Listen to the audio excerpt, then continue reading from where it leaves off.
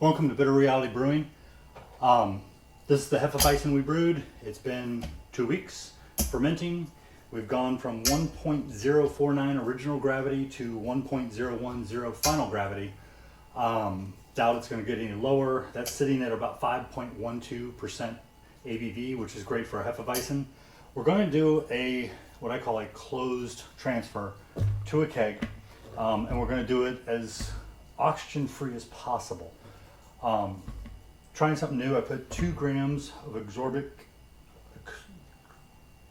acid, if I can say that correctly, and I also put a half a teaspoon of gelatin added to a 1/4 cup of warmed water, which you heat in the microwave for about 15 seconds, about 2 or 3 times until it's dissolved. That's just going to help pull out some of that extra yeast sitting in the beer. It's supposed to be a hazy beer. It's supposed to have a little yeast held in. Supposed to have a little yeast held into the beer, but I don't like it overly yeasty. So first thing we're going to do is we're going to put a lid on the keg.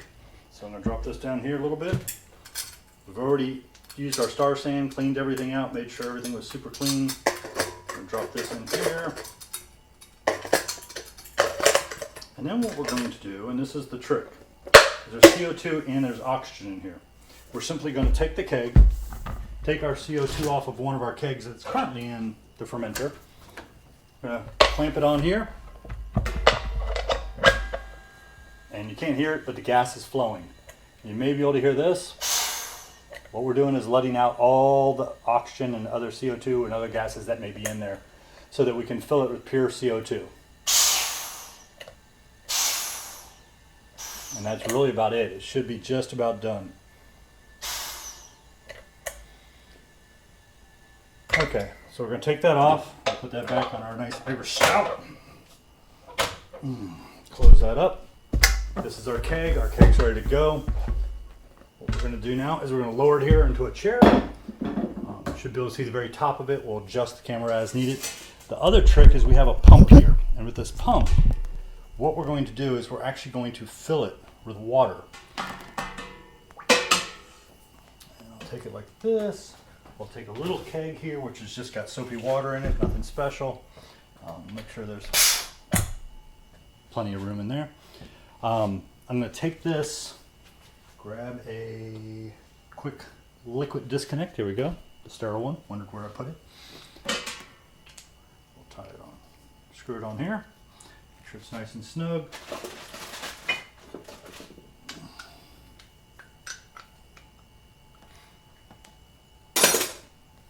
Looking for the liquid in, or out, should we say, since it's liquid.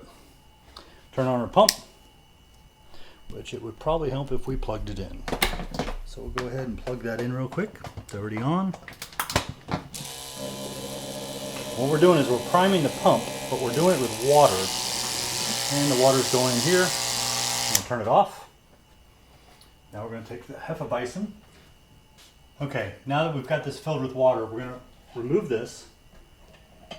CO2 is heavier than oxygen, so basically we're not letting much oxygen, if any, in there. This is full of water, which has already been sterilized. I'm going to lower that in there. I'm going to turn it on. And we're going to watch for the beer to start flowing. And there's the beer. We'll disconnect it. We'll take the beer, move it over here to our keg. We'll snap it on. Nice and snug. One thing I almost forgot, which I already cleaned, is our gas release valve. We'll plug that in there. If we can, let's pull it off, make sure it's moving. Yeah, and you can hear the CO2 coming out. Okay, we're going to turn this on and we're going to fill a keg. What will happen is if it overfills, which I doubt, this little ball will rise with the liquid, hit the top, and actually seal it, preventing it from basically spewing everywhere, although it will usually splatter a little bit. We'll tip it a little bit that way. Okay, we're done transferring. Added some water to this just to clean it out for the next transfer. Okay, I'm going to show you one more cool trick. We've got our beer in the keg. Put a little CO2 on it. We'll have to put that in the fermenter, or the keezer, and let it chill. But until then, here's a little trick I do just to try the beer early. since it's going to take a couple weeks to carbonate once we start carbonating it. This is a soda stream. I hate the electronic ones. The manual one is much better for this. You simply fill a half a liter of beer, twist it on, get it nice and snug. The electric one clamps on, it will leak. Use this. Okay, we have uncarbonated beer. We hold.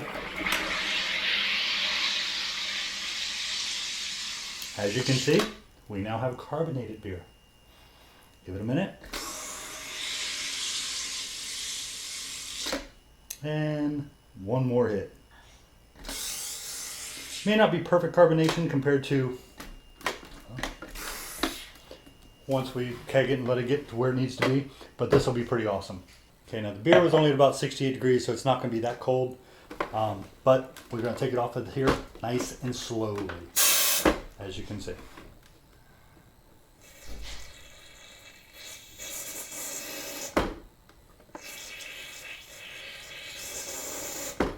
If you pull it off quickly, it'll be like Mentos and Coke. You don't want to do that.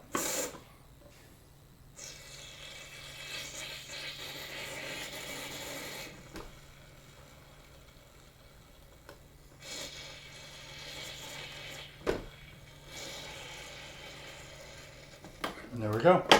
Take it, twist it off. Get a little bit of Hefeweizen down there in the bottom. Instant carbonated beer.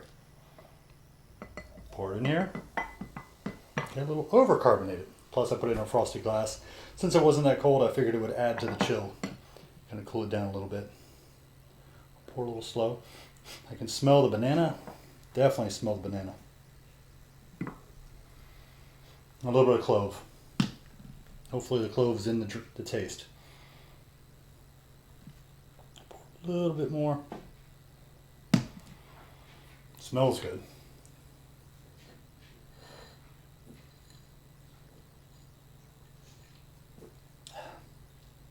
Tastes good too. Tastes really good. A lot of clove.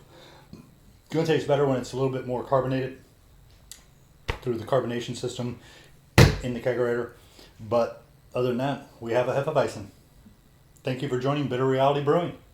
Today is the day for the Hefeweizen. Get our Hefeweizen glass. Pour it.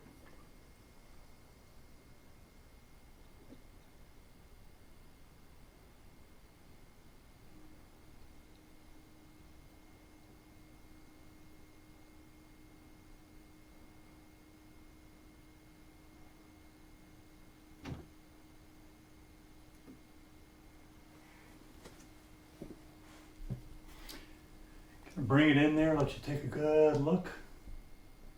It's a little cloudy. You can see through the light. I've got another phone here just to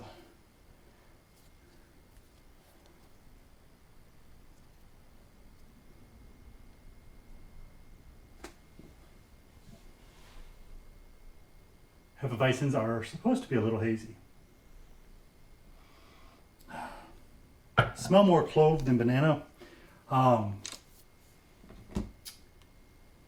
We used Whitelabs 300 Hefeweizen yeast and tried to ferment a little cooler than normal.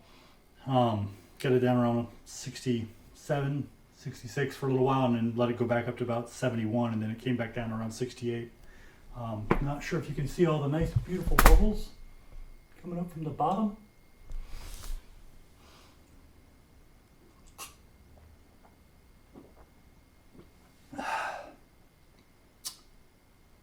Very drinkable. Actually taste a little bit of banana. Normally I smell it and I taste clove, but that's when I can smell the clove, hint of banana, but taste more of the banana in the, it's a wheat ale. I'll make sure we put the recipe in the video. You see all the little bubbles on the bottom. And it's not even a nucleated glass that I'm aware of.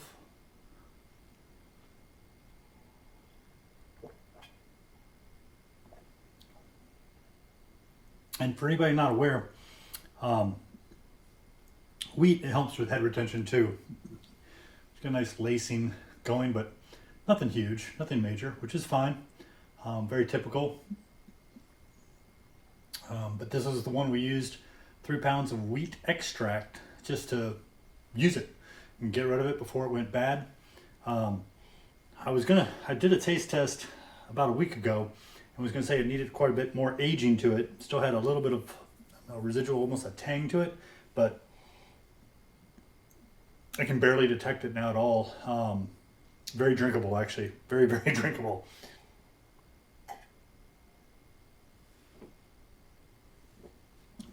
Hefeweizen, great beer, either to start your night with, share with friends, or a really good beer for spring and summer if we ever get out of this whole pandemic. Saying what it is. So, but maybe it's a good time to start brewing it, get it fermented, and get it ready so that way when we can start socializing like we used to, we can share a good Hefeweizen with friends. Thank you again for joining us at Bitter Reality Brewing. Don't forget to hit like if you appreciated the video, saw something interesting, entertained fellow brewers showing some appreciation. Grain to glass, from grain to glass, or extract/grain to glass. Great beer. Thank you again.